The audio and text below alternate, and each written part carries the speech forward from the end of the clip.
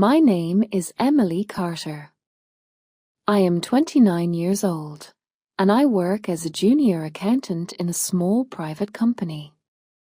I never thought I would tell this story to strangers, but sometimes our pain needs a voice, not for sympathy, but so others do not make the same mistakes.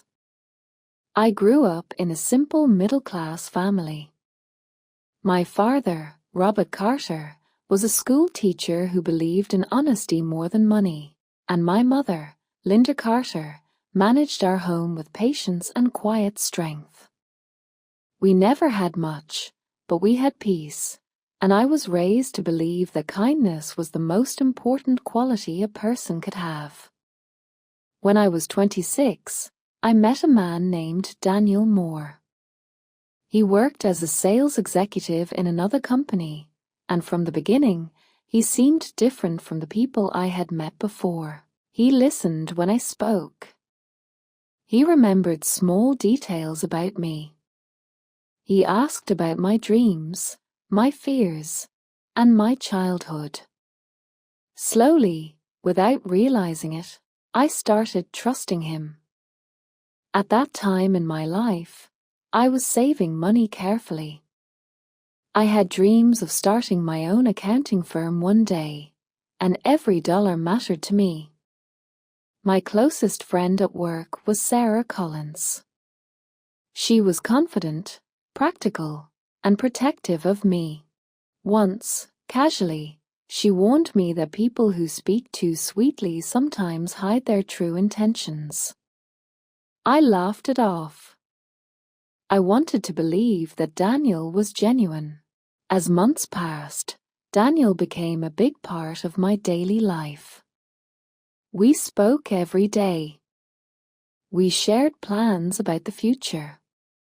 I felt secure with him, and that feeling was new for me. One evening, he called me and asked to meet urgently.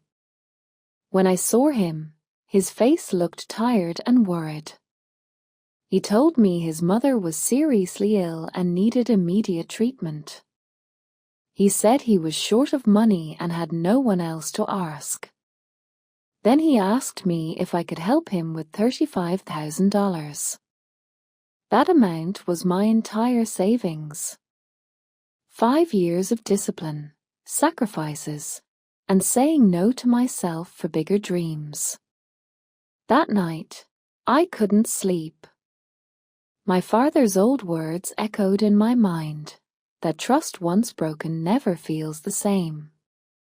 But then I remembered Daniel's voice, his fear, and his tears. In the end, I chose emotion over logic. I gave him the money. At first, everything seemed fine. He thanked me repeatedly and promised to return it within 3 months. The first month passed normally. During the second month, his messages became shorter, his calls less frequent. By the third month, he stopped answering altogether. His phone was switched off.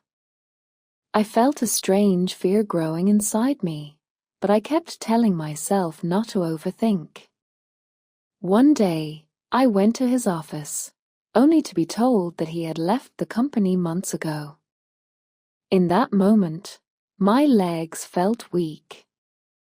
I went home and cried quietly, not because I lost money, but because I realized I had been fooled. After many days of searching, I finally saw him sitting in a cafe. He looked surprised, but not ashamed. When I asked him about my money, he simply said he didn't have it and couldn't help me.